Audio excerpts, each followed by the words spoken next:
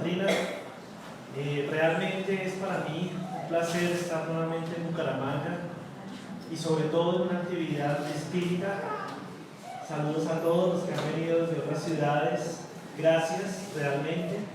Y vamos entonces a hablar de lo que nos apasiona, de lo que nos interesa, y es justamente del espiritismo. Y en este tema en particular, que es uno de los principales aportes de la doctrina para nosotros, y es ayudarnos no solo a entender para qué estamos acá, sino cómo debemos construir nuestro futuro. No quisiera empezar sin antes hacer eco de las palabras de Johnny y de todo el comité o la comisión organizadora del 18º Congreso Espírita Colombiano, porque realmente quiero resaltar la parte donde Johnny decía: tenemos el Congreso en casa. En Bogotá hemos tenido la oportunidad de organizar un par de congresos colombianos y el suramericano, y es una experiencia hermosa realmente, no solo para los que tienen la responsabilidad de hacer parte de la organización del evento, sino de la misma ciudad, porque es una oportunidad para que podamos expandir las fronteras que la doctrina espírita hoy día tiene en términos de simpatizantes y de personas que asisten a las casas espíritas, sino que además cada vez que hay un congreso, y así nos lo han anunciado diferentes mentores espirituales, la legión de espíritus superiores que está justamente a cargo de la protección y del liderazgo del movimiento espírita traslada toda su logística a la ciudad en donde se está realizando el evento. Es decir, que la ciudad y sus alrededores como tal va a ser beneficiada precisamente por esa luz espiritual que trae una actividad de esta naturaleza. No solamente por ser el espiritismo lo que se divulga, sino por aquellos que estarán presentes, primeramente nuestro querido Divaldo y otros amigos de diferentes países que traen esa corriente espiritual de protección para esta ciudad. Así que vale la pena que se hagan los esfuerzos necesarios, que perdamos el miedo a hablar de la doctrina espírita, que perdamos el miedo a invitar a las personas que nos rodean al Congreso, porque sabemos bien que nuestra responsabilidad es divulgar y no esconder la luz, porque eso sería un acto de profundo egoísmo, porque hay muchas almas allá afuera, muchas personas que necesitan conocer el espiritismo, y probablemente cada uno de ustedes va a ser el altoparlante, por decirlo así, que divulgue ese hermoso evento que vamos a tener el otro año. Quisiera, entrando en materia, hacer brevemente una lectura de un libro muy lindo que se llama Momentos de Conciencia, solo un extracto. Es un libro psicografiado por Divaldo y dictado por el espíritu Juana de Ángeles. En el capítulo 11, la lectura 11, que se titula Conciencia y Evolución, Juana dice lo siguiente: el despertar de la conciencia hace posible la responsabilidad respecto de los actos. Ante el surgimiento de los códigos divinos que yacen en el germen del ser, creado, simple e ignorante, el espíritu tiene como fatalidad la perfección, a la que está destinado. Alcanzarla con rapidez o demorarse para conseguirla depende de su voluntad, de su libre albedrío.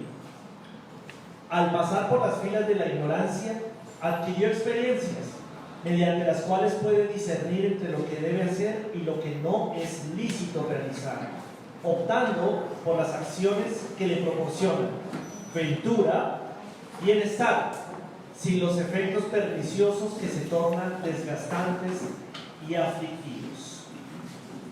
De este modo, el espíritu se hace responsable de su destino, que construye y modifica por medio de las decisiones y actitudes que se permiten. Y el capítulo continúa.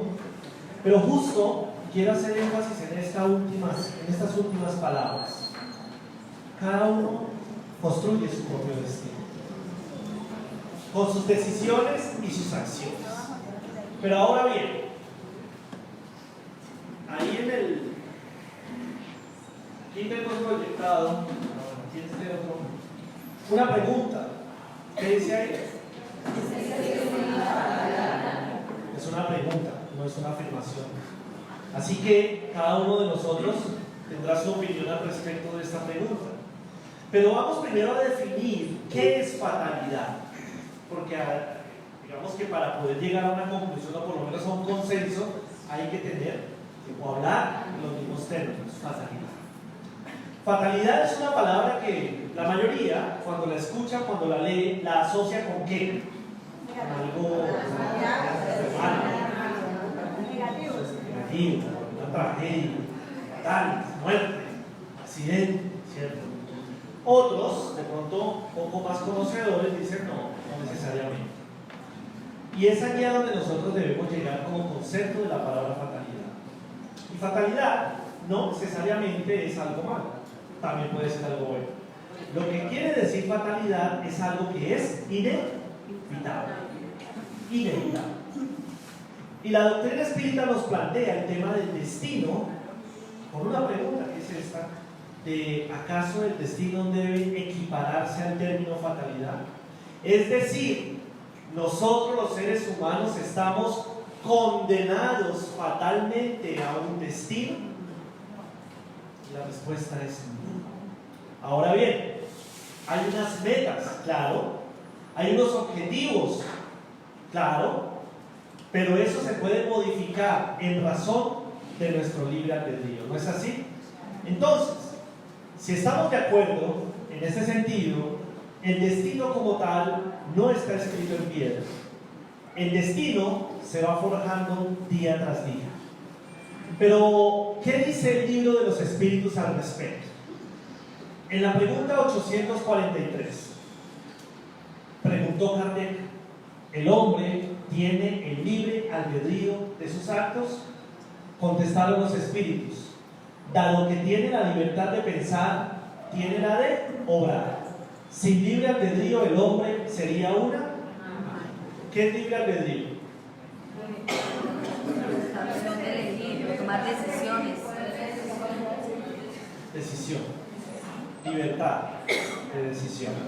Y todo la tenemos, ¿no? Lo que pasa es que a veces nosotros mismos nos forjamos nuestras propias matrices o cuadros de los cuales no nos salimos por ser psicorrígidos, por ser fatalistas, diferentes circunstancias psicológicas, y a veces nosotros mismos nos restringimos nuestra propia libertad. Pero no está mal, hace parte de la ley del progreso. Pero Dios nos dio la libertad. Pero al lado de la libertad viene la responsabilidad, ¿cierto? Entonces, la correlación entre los actos que podemos hacer libremente y la responsabilidad que deriva de esos actos es lo que nosotros podríamos comprender como el destino. Y nadie nos va a adivinar el futuro, por eso es que quien dice que adivina el futuro miente. Y probablemente no de mala fe, tampoco vamos a juzgar. ¿Quiénes somos para juzgar? Nadie. Solamente que el futuro es relativo, mis queridos hermanos.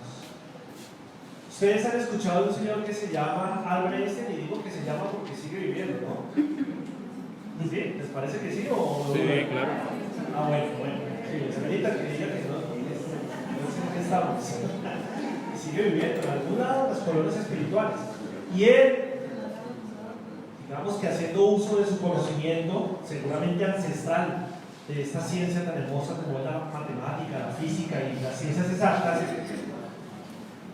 no descubrió, porque digamos que ya existía, pero sí logró definir una ley que hoy nosotros conocemos como la relatividad. Y en palabras más, palabras menos, él decía que todo es relativo. Y bueno, más o menos descubrió que el agua moja. Lo que pasa es que nosotros lo dábamos por hecho y él lo volvió fórmula matemática. Y de ahí se derivan hoy día muchas investigaciones y muchos descubrimientos, sobre todo a nivel del universo, que sin esas leyes o sin esas formulaciones no hubiéramos podido nunca comprender. Todo es relativo. ¿Ustedes se han subido a un edificio muy alto, muy alto? Sí. Ok. ¿Y cómo se ve la gente desde allá? Pequeñita, ¿cierto? Pero si estamos abajo frente a esas personas, ¿cómo vemos a las personas? Normales, o sea, de tamaño normal, ¿cierto? ¿Y por qué pasa eso? Bueno, hay variables. Entonces el señor que está arriba está en una perspectiva diferente en razón de la altura, ¿cierto? Ahí sí son temas de física. Entonces, como está a una altura diferente, está en un punto diferente, entonces ve las cosas de una forma diferente. Pero siguen siendo las mismas personas, ¿cierto? No son diferentes en términos de lo que son como esencia. ¿Qué quiere decir todo esto? Precisamente lo que los espíritus nos estaban contestando acá. Que nosotros, al tener libertad de decisión, tenemos libertad de actuar, pero precisamente en la medida que actuamos construimos un futuro, y ese futuro es relativo, o sea, depende de las decisiones que tomemos. Cuando nosotros tomamos una mala decisión, el futuro que teníamos probablemente como objetivo cambia. Por eso decía que aquel que afirma que puede leer el futuro probablemente no esté acertado.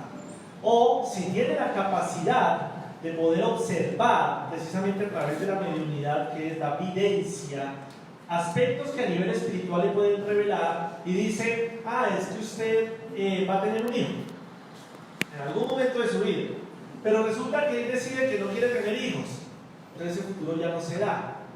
¿Será entonces que era que nunca estuvo escrito? Probablemente sí, pero fruto de una decisión del momento, el futuro cambió. Así que nosotros tenemos un regalo muy hermoso, mis queridos hermanos, y es precisamente la libertad de poder cambiar nuestro futuro. Y esto es un mensaje muy bonito que nos trae la doctrina espírita y muy, digamos, revelador, motivador, para aquellas personas que creen que ya todo está hecho, que ya todo está definido, aquellas personas que en razón de diferentes circunstancias que aquejan su vida, que agobian su existencia, dicen, esto ya no hay nada que hacer, yo me voy a matar. Por eso, la doctrina espírita es un formidable antídoto contra el suicidio, porque le da a la persona opciones. No está condenado, nadie está condenado mientras tenga libertad de decidir, y todos tenemos libertad de decidir. Eso es lo que nos dicen aquí los espíritus. Pero bueno, hasta ahí todo muy bonito. Sí, perfecto, nos dio libertad, nos dio inteligencia y tenemos todo en nuestras manos. Pero entonces, ¿dónde se pone complejo el tema? ¿Por qué fracasamos en definir un destino y un futuro adecuado para nosotros en donde podamos ser realmente felices?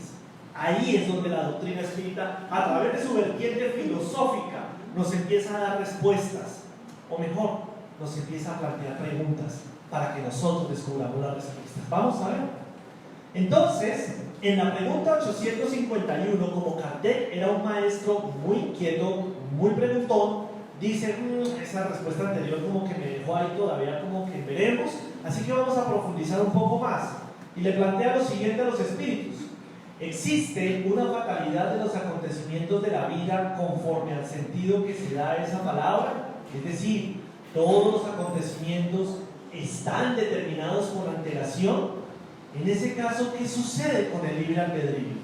Pregunta clave, porque muchas religiones planteaban, y aún lo hacen, el tema de ya está definido el futuro de nosotros como humanidad. Así que hagamos lo que hagamos, igual vamos a llegar a dos destinos, o al cielo o al infierno, y se acabó.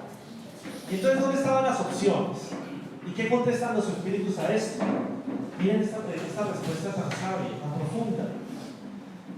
La fatalidad solo existe en la elección de sufrir tal o cual prueba que el espíritu ha hecho al encarnar. Decisión. Al elegirla, el espíritu se traza una especie de destino, que es la consecuencia misma de la situación en que se encontrará. Me refiero a las pruebas físicas, porque con respecto a las pruebas morales y a las tentaciones, dado que el espíritu conserva su libre albedrío acerca del bien y del mal, siempre es dueño de ceder o de resistir. Por eso el espiritismo se llama, que trae la ley de la responsabilidad o del deber. Sucede que cuando nos contestaron esto los espíritus a través de las preguntas de Kardec, nos dijeron, no está escrito el destino, no está escrito en piedra o en mármol, es variable, es particularmente maleable.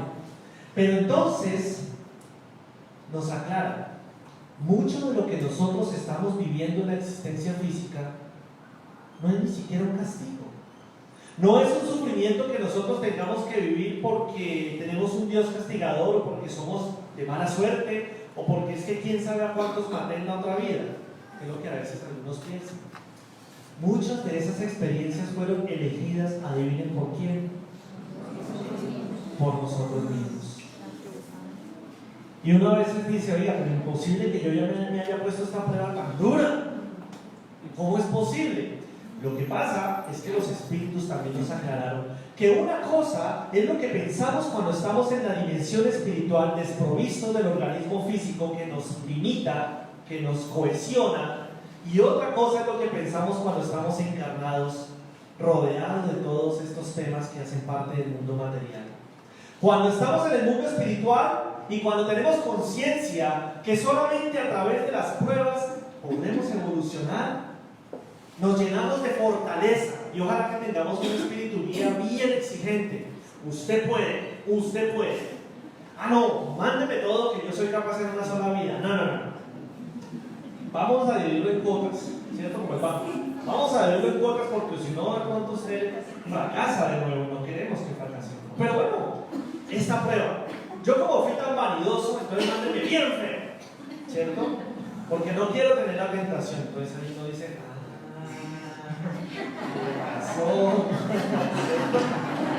¿qué pasó? Yo no es que haya sido de malas, no es que me hicieron de mala gana a mis papás, no, fui yo mismo el que elegí esto. Y eso es solo un ejemplo. Podemos extenderlo a todos los temas de la vida. ¿Será que yo mismo elegí esta prueba? Y lo más probable es que sí.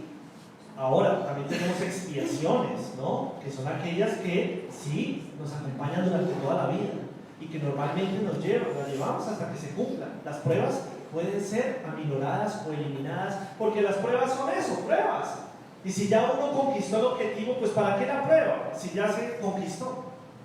Fíjense cómo es de maleable ese destino.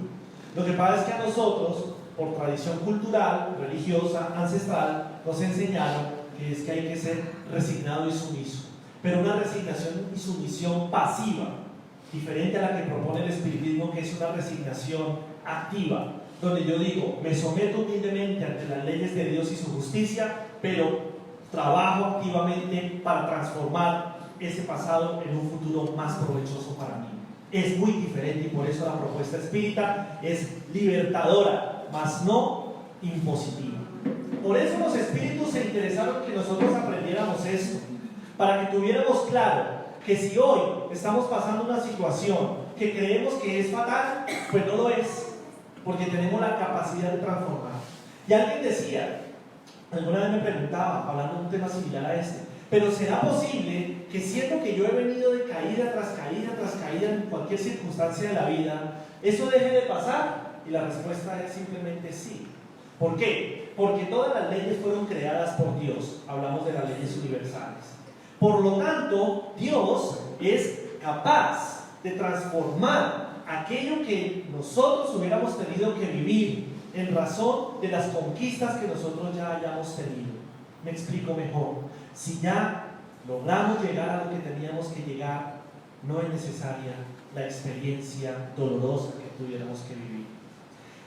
Así es que Amalia Domingo Soler, en varias de sus lecturas, nos ilustra acerca de cómo ella misma le fue revelada que parte de sus limitaciones físicas, entre ellas las dificultades visuales tan pronunciadas que tuvo, así como incluso su aspecto físico, que no era la más agraciada, fue elección de ella misma. Y el cuento que conté ahora fue por eso, porque Amalia es tremendamente honesta y cuenta en uno de sus relatos que ella misma eligió esa prueba o esas experiencias para librarse de esos elementos primitivos que todavía la acompañaban de otras vidas y que le impidieron en otras vidas progresar, porque se dejó llevar por otras tentaciones del mundo y ella dijo, quiero aislarme de eso, si no, no lo voy a lograr.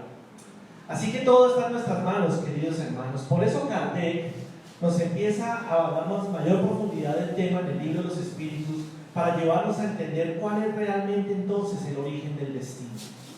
Si ya tenemos claro todo lo que vimos anteriormente, que estoy seguro que la mayoría ha estudiado profundamente el libro de los espíritus y lo comprende, vamos entonces a sacarle más provecho a lo que viene a continuación. Y es la pregunta 115, libro segundo, capítulo primero, progresión de los espíritus. Kardec preguntó: ¿los espíritus han sido creados unos buenos y otros malos? Y también es bueno a veces no solo entender la respuesta, sino entender la pregunta. Y uno la ve ahí muy sencilla y muy clara, pero ¿cuál era el trasfondo? Porque Kardec decía: hombre, yo veo personas que sufren y personas que no sufren, personas que son felices y personas que no lo son. Por lo tanto, hay destinos diferentes, ya entendiendo que son destinos modificables. Ya tenemos el término claro. Entonces, ¿qué pasa? ¿Acaso no todos tenemos los mismos derechos ante Dios? ¿Por qué Él permite que unos sufran y otros no? ¿En dónde radica, pues, ese aspecto que determina la calidad de nuestra existencia? Y contestaron los espíritus: Dios creó a todos los espíritus simples e ignorantes, es decir, desprovistos de ciencia. A cada uno le dio una misión con el objetivo de instruirlos y de hacerlos llegar progresivamente a la perfección mediante el conocimiento de la verdad y para aproximarlos a Él. Mayor justicia no podríamos conocer, y es ponernos a todos en la misma posición. Todos arrancan desde el mismo punto, sin privilegios, sin nada especial, porque todos son mis hijos y a todos los amo por igual. Y todos tendrán que recorrer el mismo camino evolutivo, donde aprenderán a través del dolor, pero también a través de la alegría. Así que, cuando Kardec escuchó esto, entendió que realmente nosotros estábamos partiendo de un punto común y que íbamos construyendo paso a paso. Por eso, la ley de la evolución o la ley del progreso. Paso a paso nosotros íbamos construyendo nuestra existencia. Y de ahí se fundamenta entonces la ley de la reencarnación. Porque en una sola vida, a ver cómo le vamos a hacer para construir una vida feliz y plena. Difícil, ¿no? Difícil. Promedio nosotros vivimos hoy en día con todos los avances médicos que hay y demás. Promedio ya es hoy en día más o menos 80 años, ¿cierto? Promedio. Imagínense que en 80 años una persona que ha sufrido tremendas calamidades, que ha vivido momentos felices, porque tampoco podemos decir que todo es sufrimiento. Pero entonces, ¿qué pasa justamente con esos actos que esa persona cometió, que de pronto quedaron pendientes, que no aprendió a corregirlos? Pues necesitamos otra existencia. Es decir, necesitamos continuar aprendiendo. ¿Por qué? Porque al principio estamos en un estado de desconocimiento. Y entonces, el maestro Kardec le pide a los espíritus que amplíe, por favor, y le pregunta: ¿depende de los espíritus apresurar su progreso hacia la perfección? ¿Ustedes qué contestarían? Sí. ¿Depende de nosotros? ¿Pero será que en una sola vida podemos hacerlo? No. ¿Ustedes conocen el caso de Pablo de Tarso? ¿Se han escuchado de él? Un señor, ¿no? Medio difícil, ¿no? Entonces a él le dijeron: su tarea es ir a cazar los seguidores de Jesús. Y él dijo: de una, porque es que no le caía nada bien, ¿no? Le vamos a pagar. Ah, fuera de eso me van a pagar. No, mejor aún. Y se fue detrás de todos los que tuvo. Bueno, pero fue el momento culmen que todos conocemos, cuando el maestro, ya desencarnado, se le presenta, ¿sí? Probablemente a través de una materialización. ¿Y qué es lo que le dice? Saulo, Saulo, ¿por qué me persigues? Y lo dejó ciego, ¿no? Con una intención, con una intención. Ah, estoy ciego, y la desesperación profunda, porque era la prueba que en ese momento llegaba a su vida. Se presentó de manera automática ante el resplandor y seguramente alguna acción magnética de los espíritus sobre él. Y le tocó ir a buscar ayuda justamente con uno de los seguidores de Jesús, ¿no? ¿Alguien se acuerda cómo se llamaba él? Ananías. Y Ananías estaba ya escondido bajo las piedras porque le dijeron: no, es que viene Saulo y viene detrás de nosotros, y nos pagaban escondederos a peso y se metieron allá cuando no, es que Saulo está acá, y Dios mío, líbranos de él. No, pero es que está ciego. ¿Cómo así? Y se mueve de compasión Ananías, lo atiende, ya vio que estaba indefenso y dijo: bueno, ya no está tan peligroso, venga para acá. Y movido de compasión y de amor por aquel que fue su perseguidor, le pide a Jesús que le permita curarlo. Ora, ora con todo el corazón. Y después de varios días, porque no fue inmediato, Saulo recupera la vista. No solo recuperó la vista del cuerpo, recuperó la vista del alma. Y necesitaba de un despertar de conciencia profundo, como fue ese momento del encuentro con el maestro, para él reconocerse como un ser indefenso e ignorante. Y a partir de ese momento, llamándose Pablo, dijo: me convertiré en el más formidable predicador del cristianismo. Y así lo hizo. Y entonces, cuando nosotros leemos esta pregunta y nos vamos al caso de Pablo de Tarso, uno dice: probablemente sí es posible transformarnos a través de la iluminación interior de manera súbita en una sola existencia. No digo alcanzar la perfección, no, digo la transformación y la iluminación interior. Pero bueno, no a todos se nos va a presentar el Maestro Jesús al frente, ¿cierto?, para que eso suceda. Pero el Maestro dijo: ahí les envío el Consolador prometido que iluminará las conciencias. Ahora, depende de cada uno. Entonces, los espíritus que le dijeron a Kardec: sin duda, ustedes tenían razón, todos tenían razón, llegar con mayor o menor rapidez según su deseo y su sumisión a la voluntad de Dios. Un niño dócil ¿no se instruye acaso más rápido que uno reacio o necio?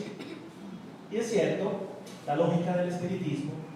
Entonces los espíritus de una vez nos están diciendo: sí se puede, es posible, pero nos ponen una condición para que eso sea posible. Es decir, cuando él dice que un niño dócil nos está invitando a conquistar un valor, una virtud que se llama la humildad. Tomen nota, porque es que estamos hablando de cómo nosotros podemos dominar el destino, y aquí nos están dando un ingrediente esencial: la humildad. ¿Por qué? Porque el orgullo es el principal enemigo de nuestro progreso, queridos hermanos. No lo dudemos. En el libro Obras Póstumas, Kardec le dedica un capítulo entero para hablar del orgullo y el egoísmo y los métodos para combatirlos. Y es increíble, los invito a que lo estudien, por favor.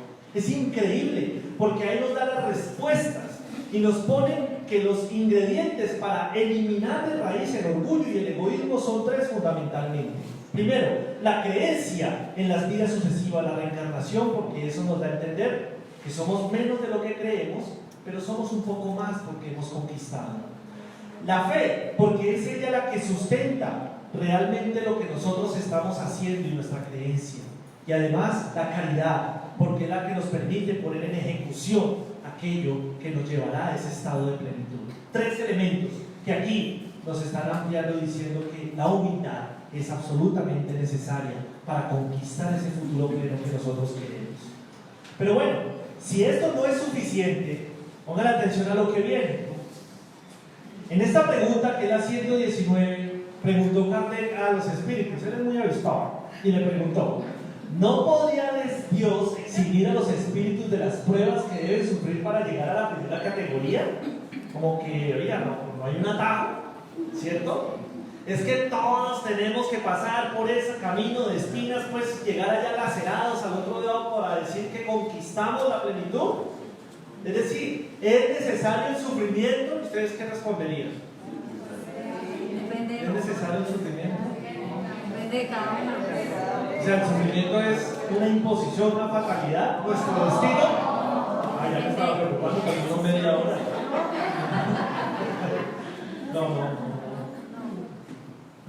No es sino en la medida que nosotros mismos requerimos de él. Ahora, entonces los espíritus, ¿qué le dijeron? Si hubiesen sido creados perfectos, no tendrían el mérito para gozar de los beneficios de esa perfección. ¿Cuál sería el mérito si no hubiera lucha? Y ojo, miren que los espíritus no están diciendo cuál sería el mérito si no hubiera sufrimiento. Son dos cosas diferentes. Cuando usan el término lucha, están hablando de trabajo, de esfuerzo, de perseverancia, de dedicación. Y es que ¿quién dijo que los flojos progresan? ¿No? Y menos acá en tierras santandereanas, que yo estos sí los admiro es por la templanza del trabajo. Es una de las cosas que yo más admiro de esta raza hermosa que habita estas tierras. No todos la tienen. Por eso uno ve que algunos progresan más que otros. Algunos progresan porque se montan ahí al ladito del más fuerte, pero algún esfuerzo tienen que hacer, por lo menos para montarse ahí, ¿cierto? Pero la pereza no nos conduce a ningún lado. Y volvemos a las preguntas iniciales. El libre albedrío. Si yo decido ser perezoso, pues no voy a esperar conseguir logros que me satisfagan como ser humano.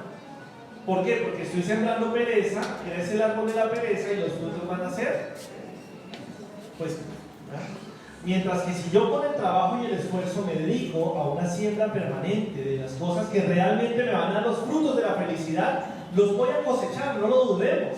Es que se llama acción y reacción, ley de causa y efecto, y está probada incluso por la ciencia, ¿no? Todo lo que sube tiene que bajar, así de sencillo. No lo dudemos. No dudemos que los esfuerzos que hagamos, y lo dice el Evangelio según el Espiritismo, van a traernos la felicidad que nosotros esperamos. Y es que tampoco nos están diciendo es que tienen que ser perfectos al salir de esta existencia. Retomemos el Evangelio que dice: se reconoce al verdadero espírita por la formación moral y por los esfuerzos que hacen dominar sus malas inclinaciones. ¿Qué más queremos? Ahí está clarito. Por los esfuerzos que hace, no por ser perfecto.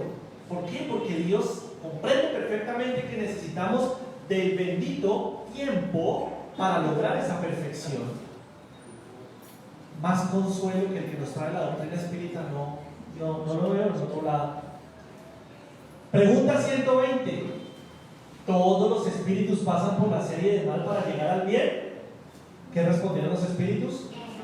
No por la serie del mal, sino por el de la cosa tan espectacular. Yo no sé si ustedes se han dado cuenta del nivel de profundidad de esta respuesta. Uy, es increíble. Cuando a nosotros nos dicen que el espiritismo derrumbó el dogma del cielo y el infierno, de los demonios y las penas eternas, mírenlo acá. El mal no existe. ¿Sí sabían eso? El mal no existe. El mal, por ahí.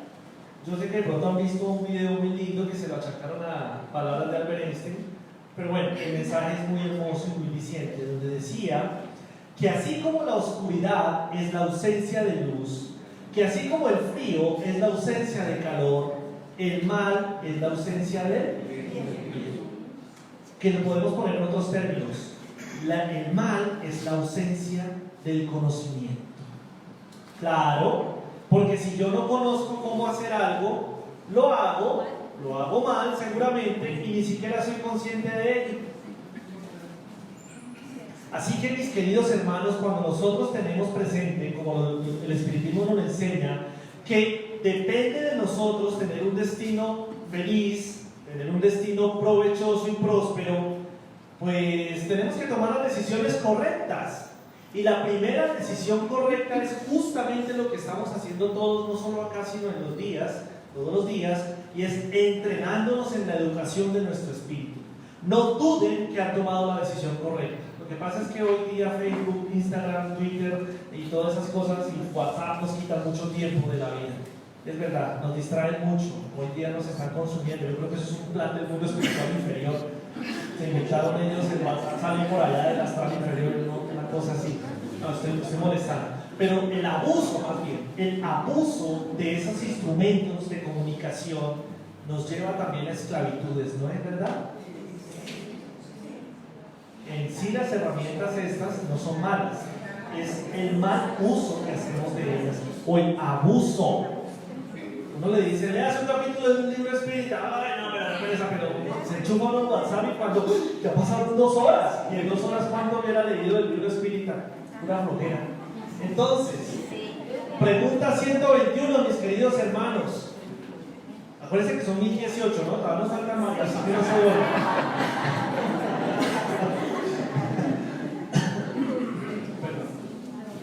¿Qué dijo Kardec? ¿Por qué algunos espíritus han seguido el camino del bien y otros del mal?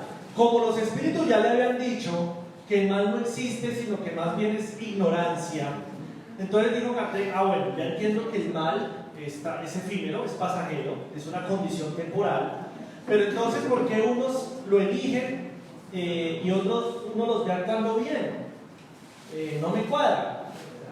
Entonces fueron los elegidos de Dios, los consentidos de Dios. Entonces los espíritus, viéndole las malas intenciones a Kardec, le contestaron lo siguiente: ¿acaso no tiene libre albedrío? Lo devolvió por donde vino. Dios no creó espíritus malos, los creó simples e ignorantes, es decir, con tanta aptitud para el bien como para el mal. Los que son malos llegaron a hacerlo por su voluntad. Y otra vez, basándonos en la respuesta anterior, diríamos que no son espíritus malos, son espíritus que aún están en un estado de desconocimiento de las leyes que rigen el universo. Entonces ahí uno empieza a decir, o sea, que para yo tomar control de mí mismo, de mi futuro, de mi destino, debo tener conocimiento de las leyes que rigen este destino. Yo me acuerdo que cuando éramos niños, ¿cierto? A uno los papás lo guiaban, lo cogían de la mano para que uno no fuera por allá a caerse, a dañar algo, porque uno era absolutamente libre como el viento y no tenía conciencia muchas veces de sus actos. Y por lo tanto necesitábamos de alguien que ya fuera por lo menos un poco más consciente para que guiara nuestros pasos. Pero crecimos y esa dependencia fue disminuyendo para hacernos dueños nosotros mismos, por lo menos, de nuestras decisiones más básicas. Pero, ¿qué pasa entonces con las decisiones que hacen parte del destino del espíritu? Ahí ya nuestros papás probablemente nos van a dar una guía, pero no nos van a solucionar ni nos van a decir qué hacer exactamente. ¿Por qué? Porque entonces, ¿dónde estaría nuestro mérito? ¿No les ha pasado, no, ustedes no, a conocidos, a otras personas por ahí, no les ha pasado que uno ve gente por allá, en otro lado, que cuando seminario de crecimiento espiritual y de cosas le dicen que es que aquí lo vamos las leyes del éxito y las vamos a inyectar en vía intravenosa y pagan lo que tengan que pagar por llegar allá, porque es que dicen, de allá sí voy a salir transformado, de allá voy a salir feliz, de allá me voy a despojar de mis miserias de todos los días? Y salen de pronto con un impulso y luego a los días se les acaban la gasolina y vuelven a hacer lo mismo. ¿Sí han visto eso? A nosotros no nos pasa eso, ¿no? Y uno dice, ¿por qué le pasa eso? Y volvemos acá a la sabiduría del espiritismo. Porque es que no hay fórmulas mágicas, mis queridos hermanos, no hay fórmulas mágicas, no las hay. O si no, ¿dónde estaría el mérito de la conquista? ¿Se imaginan ustedes que Dios hubiera dicho, el que llegue a la cima del Everest allá y coma del hielo que hay allá, va a ser feliz de inmediato? Entonces sería injusto porque yo no soy capaz de subirme hasta allá. Entonces, ¿por qué no me dio las mismas capacidades a mí de encaramarme esa montaña como a los otros? Entonces empezaría uno a decir, ¿por qué a él sí y a mí no? Y Dios es justo y sabio, entonces dijo, no, para todos lo mismo. Entonces, la conquista es personal. Si nosotros nos dedicamos realmente a trabajar por la construcción de nuestra felicidad, vamos a tener el mérito de la conquista y el fruto de nuestra perseverancia. Alguien, un compañero espírita allá en Bogotá, que una vez me escuchó utilizar la palabra lucha. ¿Cómo está mi hermano? No, ahí en la lucha. Entonces muy gentilmente y muy fraternalmente me dijo, no en la lucha, porque es que eso suena como una carga, como una imposición, como que usted andara así todo el tiempo. No, en el trabajo cotidiano. Y fue una lección muy linda. Yo decía así, ¿no? Uno se acostumbra a veces a hablar como se acostumbra, pero incluso no es consciente uno que esas mismas palabras lo pueden estar a uno creando un sentimiento derrotista o pesado inconscientemente. Para mí fue una lección bonita. Algunos dirán, bueno, pero es una palabra. Para mí sí tuvo sentido. Así que nosotros no debemos ver el trabajo en la construcción personal como una lucha, porque no es un castigo. ¿Quién dijo que Dios quiere vernos sufriendo? ¿Quién dijo que Dios quiere vernos llorando todos los días? Porque es que ese es el mérito de la conquista. Porque entre otras cosas eso fue lo que nos enseñaron en algunas religiones, ¿no? Que es que entre más sufre, más llora, eso es que más rápido llega al cielo. No, así no es. Entre más se conquiste a sí mismo, más rápido conquistará la paz interior. Y todo eso nos lo ha dicho el espiritismo. Pero entonces Kardec dijo, un momento, a mí no me convence. ¿Cómo pueden los espíritus en su origen, cuando aún no tienen conciencia de sí mismos? Mire la sabiduría de Kardec, la agudeza de su pensamiento.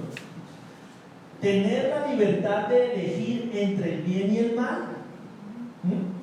¿Hay en ellos un principio, alguna tendencia que los lleve a una dirección más que en otra? Porque los espíritus le dijeron que el bien y el mal era una elección. Bueno, está bien. Pero entonces, ¿quién determina o cómo hace un espíritu en sus primeras etapas de desarrollo para tomar esa decisión? ¿Quién nos orienta? ¿Quién nos dice qué hay que hacer? ¿O es que estamos a la merced del destino? Ahora sí, como dijimos al principio, ¿qué responderían ustedes a Kardec? ¿Los guías? ¿De acuerdo, no? Pues pongamos al lado a alguien que sepa más con nosotros, válido. ¿Qué más? Dijeron ahorita. Conciencia. ¿Y por qué la conciencia? Cuando aún no tenemos conciencia, vean lo importante. ¿Sí? Son preguntas válidas y las estamos haciendo acá. No sé si alguien tenga la respuesta o la comparta, pero los espíritus nos proponen algo para eso. Dijeron a Kardec: sí, señor, su pregunta es muy válida, buen punto. Entonces, el libre albedrío se desarrolla a medida que el espíritu adquiere la conciencia de sí mismo, la va despertando. No habría libertad si la elección fuese determinada por una causa independiente a la voluntad del espíritu. Fíjense en esto, porque claro, tenemos espíritus guías, pero no son policías, son guías, ¿cierto? Entonces no nos van a decir qué hacer, nos sugieren, nos invitan, nos impulsan, nos exhortan, pero no nos obligan. Por esto, no habría libertad si la elección fuese determinada por una causa independiente a la voluntad del espíritu. La causa no está en él, sino fuera de él, en las influencias a las cuales cede, ojo con esto, en virtud de su voluntad libre. ¿Sí se dan cuenta? Mire cómo los espíritus nos fueron llevando sabiamente para decirnos la causa es ceder a los elementos externos. Por eso dice que la causa no está dentro de nosotros, sino fuera de nosotros. Pero el problema es cuando cedemos a esas tentaciones o a esas distracciones del mundo. Delicado, ¿no? Ahí no lo advirtieron. Ahora, no contentos con decirnos eso, nos dijeron que se trata de la gran alegoría de la caída del hombre y del pecado original. Algunos se dieron a la tentación y otros resistieron. Ahora, si nosotros hacemos un análisis bien profundo, como lo estamos haciendo en este momento, de esta respuesta, diremos: bueno, entonces no solamente debo buscar mi transformación interior, sino además debo estar vigilante. Por eso el Maestro Jesús nos recomendó orar y vigilar. Debo estar atento para que los factores externos del mundo no me obstaculicen mi progreso. ¿Cuáles son los factores externos que el mundo nos pone ahí? ¿Se les ocurre alguno? Vanidad, ¿qué más? ¿Cuál? Los vicios, ¿qué otro? El dinero, el deseo de poder. La vanidad. ¿A quién le gusta aquí la plática?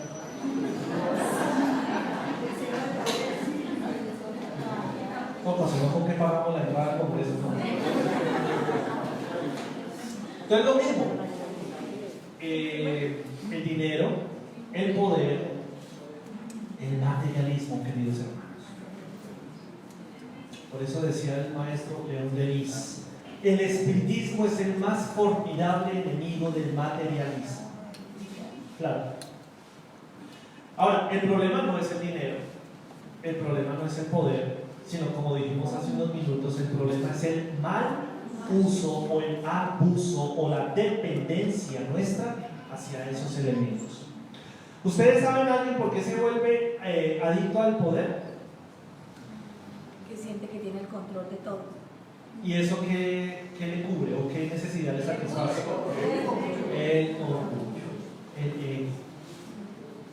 Cuando nosotros aprendemos a dominar el ego, ¿sí? Y no darle comida de sal sino de dulce, el ego se pone más blandito y por lo tanto no nos esclaviza a tomar decisiones que nos satisfagan los placeres hedonistas, sino que nos impulsa hacia las conquistas superiores. Eso lo enseña Juana de Ángeles, la conquista del ego.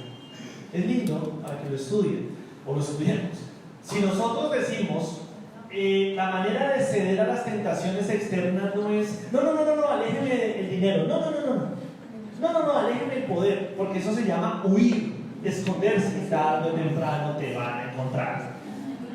No lo dudes, tarde o temprano te van a encontrar las tentaciones. Escóndete donde quieras.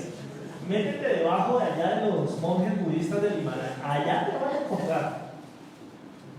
Por eso es que el libro de los Espíritus, cuando preguntaban acerca de las vidas, de las personas que eligen la vida de...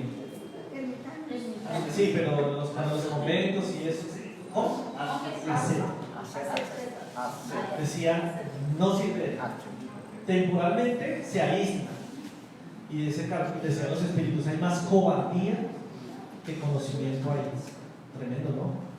Tarde o temprano las tentaciones nos van a encontrar. Entonces, ¿qué hacemos? ¿Seguir huyendo y seguir corriendo? No. Prepararnos interiormente, fortalecernos y lograr llenar esos vacíos emocionales que podríamos llegar a llenar con el dinero, con el poder, con el sexo desenfrenado, con el alcohol, con la droga, con tantas fugas psicológicas, para que cuando estas tentaciones se crucen por nuestro camino no tengamos necesidad de decir no, simplemente no nos interesa, pasamos de lado ya. Eso es una conquista, queridos hermanos, y eso es tomar control de nuestro destino, tomar control. A mí me desconciertan las personas que son de un carácter así huraño, fuerte, criticonas, que nada les gusta. Y les dice uno, pero hermano, ¿por qué es así? Yo soy así al que no le guste de malas. ¿Cierto? Y lo devuelven a uno con esa vibración de armonía. Sí, Señor. Detrás de esas máscaras de dolor hay muchas necesidades emocionales. Ahí es cuando yo pienso en todo lo que tiene que soportar nuestro guía espiritual. Uy, sí. Se merecen varias medallas, ¿no? El guía espiritual, qué amigo que tenemos, de verdad. A veces se tapa los ojos así. A veces cuando generamos expresiones de cariño a través de nuestras bocas cuando estamos de manejo. Se tapa así cuando nos ve por allá metidos, que saben dónde. Sí, es un amigo de verdad. Dice, voy a hacerme cuenta que no vi nada, sigamos hermanos, sigamos. Sí. Y esos son los recursos, justamente eso es lo que dice acá. Cuando nosotros cedemos a esas tentaciones es cuando estamos construyendo un destino que lleno de abatimiento, tristeza, dolor y sufrimiento. Entonces, ¿es culpa de Dios? No. ¿Es culpa del guía? No. ¿Es culpa de nuestros papás? No. ¿Es culpa de las doctrinas, religiones, culturas? No. Los únicos dueños de eso somos nosotros mismos. ¿Están convencidos de eso? Si alguien no lo está, hablemos al respecto, y lo digo en serio. Que no nos podemos ir de acá sin estar convencidos de esto. No porque yo lo diga, porque yo no soy nadie, yo simplemente soy un intérprete de lo que dicen las obras espíritas que probablemente no he logrado entender completamente. Es lo que dice Jesús a través del espiritismo. Y lo que Él espera de nosotros es que al salir de estas reuniones salgamos convencidos de ello y nos pongamos a trabajar. Pero Kardec seguía siendo curioso, ¿no? Entonces, yo planteo acá un capítulo final, ya para ir cerrando, que se llama ¿Cómo se construye el destino? Que ya lo hemos dicho, ¿no? Esto es simplemente un repasito. Pregunta 852. Esto está en el libro tercero, capítulo 10, donde habla de la fatalidad. Hay personas a quienes parece perseguir una fatalidad, independientemente de su manera de obrar. ¿Está la desdicha en su destino? Esta es una pregunta muy importante, queridos hermanos. Por eso digo que cuando nosotros le negamos la posibilidad a alguien más de conocer el espiritismo, estamos siendo profundamente egoístas, de verdad. ¿Cómo a nosotros no nos regalan esa posibilidad? ¿Por qué? Porque hay muchas personas afuera en la calle sufriendo, haciéndose esta pregunta y terminan suicidándose o terminan sumergidos en el alcohol, en las drogas y en otras calamidades del espíritu. Y Cardenio preguntó, porque sabía que era uno de los principales males que ha aquejado a la humanidad a través de los tiempos. Entonces los espíritus le contestaron lo siguiente: tal vez sean pruebas que deben sufrir y que han elegido. Volvéis a culpar al destino de lo que casi siempre no es más que la consecuencia de vuestras propias faltas. En los males que te afligen, trata de conservar pura la conciencia y eso será parte de tu consuelo. Anteriormente nos estaban diciendo que para lograr esas conquistas necesitábamos humildad, primero, humildad. Y humildad no es andar con los zapatos rotos, con el pantalón cochino, con unos para loco. Eso se llama dejadez. ¿Verdad? Humildad es una característica del comportamiento humano, un hábito, de cómo reaccionamos ante diferentes estímulos del entorno.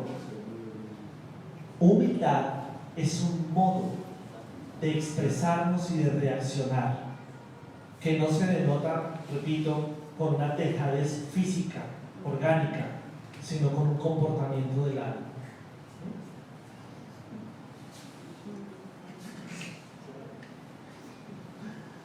Aquí está dicho. Aquí está dicho. Así que nosotros no nos dejemos distraer por algunas propuestas modernas hoy en día que nos dicen que es que la única característica de prosperidad es tener los bancos llenos de plata, ¿sí? O tener las mejores marcas puestas encima de nuestro cuerpo, o tener, sino ser y ser. Diferente a tener que ser, ¿no? Y eso es lo que nos están proponiendo acá los espíritus. Trata de conservar pura la conciencia y eso será parte de tu consuelo. Ahí cada uno revisará su propia conciencia. Pero entonces complementa la respuesta diciendo lo siguiente: las ideas correctas o falsas que nos formamos acerca de las cosas son la causa de nuestros triunfos o fracasos. Conforme a nuestro carácter y nuestra posición social, consideramos más sencillo y menos humillante para nuestro amor propio atribuir nuestros fracasos a la suerte o al destino. ¿No es así? Antes que a nuestras propias faltas. Qué tremenda lección de humildad nos ha dado aquí el Espíritu de la verdad. Qué tremenda lección. Por eso antes decía que era necesaria la humildad para favorecer el progreso del Espíritu. ¿Por qué? Porque claro, es más fácil echarle la culpa a otros, ¿cierto? No, es que yo me entregué a las drogas porque es que una novia me dejó y sufrí mucho. Porque es que, bueno, miles de excusas que para qué vamos a perder minutos en eso. Todos conocemos personas que se excusan en terceros o nosotros mismos que nos excusamos en terceros para no asumir nuestras propias responsabilidades. Bien, dicho esto, nos viene una frase a la cabeza. ¿Qué dice, hermano?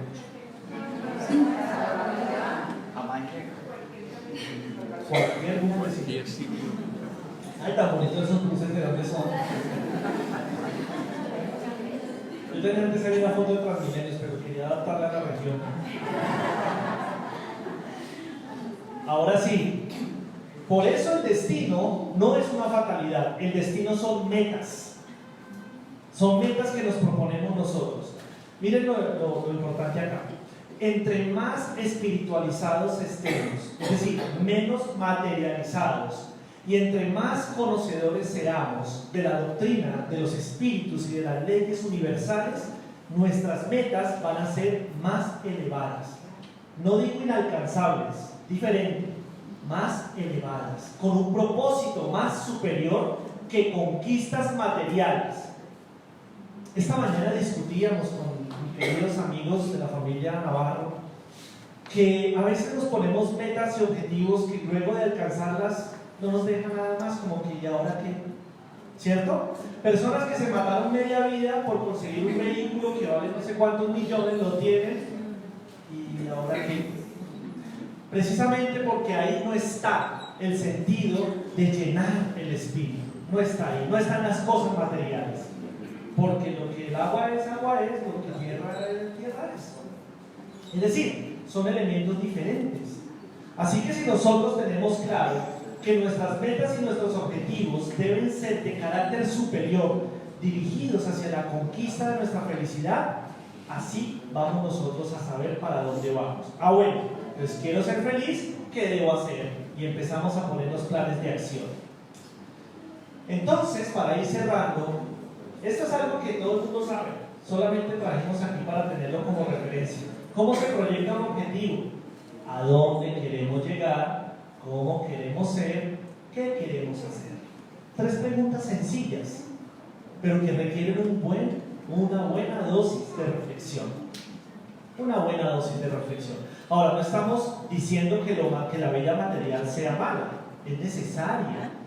Estamos en un mundo material y es necesario la ley del trabajo para ganar el sustento para nuestra supervivencia, por supuesto. Repito, el problema es el abuso de esos elementos que solamente son pasajeros. Por lo tanto, hay un factor hay un factor que determina el carácter de nuestro destino. ¿Qué dice ahí?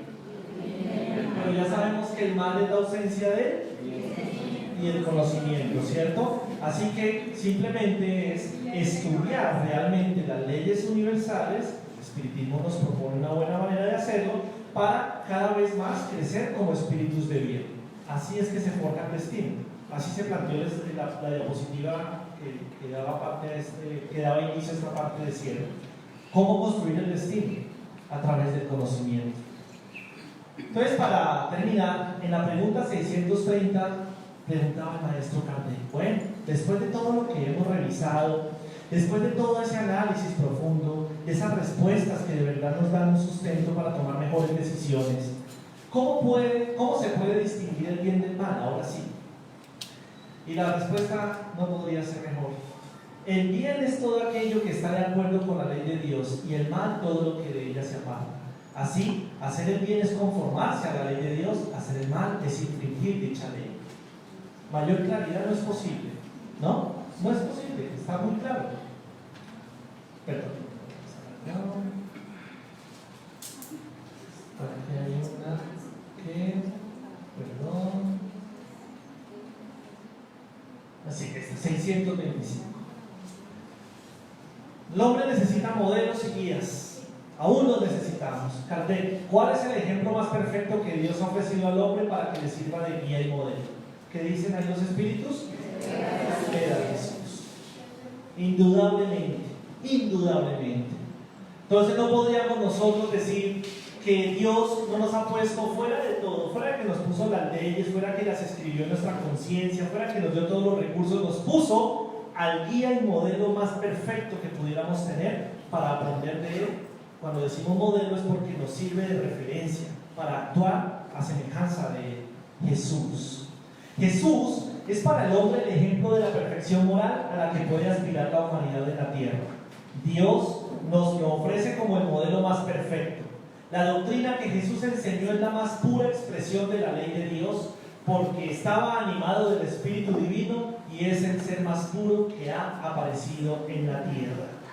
Esto está en el libro de los Espíritus, libro 3, capítulo 1, origen y conocimiento de la ley natural. Fíjense la relevancia que la doctrina le da aquí al Maestro Jesús de Nazaret. Y por eso esta imagen me parece muy pertinente, queridos hermanos. Muchas veces cuando nosotros tomamos decisiones nos invade un enemigo terrible que se llama el temor, el miedo. Y el miedo es una piedra en el zapato que nosotros debemos aprender a retirar. El miedo es necesario porque hace parte de la ley de conservación, porque nos mantiene a raya a veces del peligro. Pero cuando el miedo se convierte en un factor que nos mantiene aferrados a nuestro pasado y nos impide ir a conquistar un futuro de promisión, ahí es donde ya no es tan bueno. Y a veces nosotros le decimos al Maestro Jesús: yo quiero, Señor, que me ayudes, yo quiero, Señor, que me guíes, yo quiero, Señor, que me des, que me transforme la conciencia, que me ilumines el ser. ¿Sí? Y el Señor dice: bueno, pero tiene que soltar algunas cositas que lo están amarrando allá y no lo dejan ver con claridad, y no le dejan que la conciencia se abra y se expanda. Pero es que me da miedo, no quiero soltar eso. Y el maestro allá con el oso más grande detrás, suéltelo, que aquí le tengo uno más bonito. Y nos da miedo muchas veces.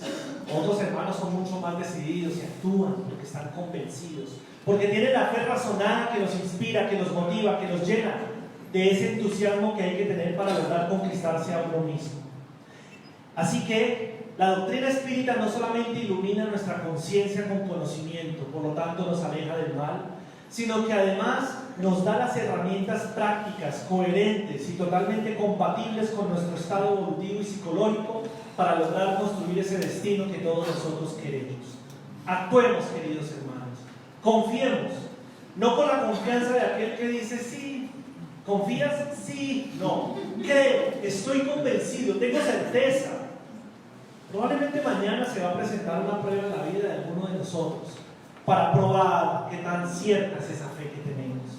Y ahí es donde realmente tenemos que sacar todo ese talante que nos ha puesto el espiritismo que ha construido en nosotros para decir, no solo creo, tengo certeza que la sabiduría de Dios ha construido las leyes que rigen el universo y aquellas que me han tenido durante todo este tiempo pensando en cómo voy a construir esa felicidad.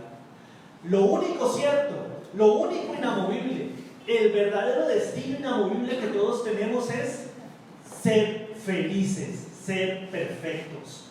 Ese sí es el destino al que todos estamos llamados, pero tenemos que irlo construyendo. Dejemos que la doctrina espírita se convierta para nosotros no en una creencia de moda o social, sino realmente en una propuesta de vida.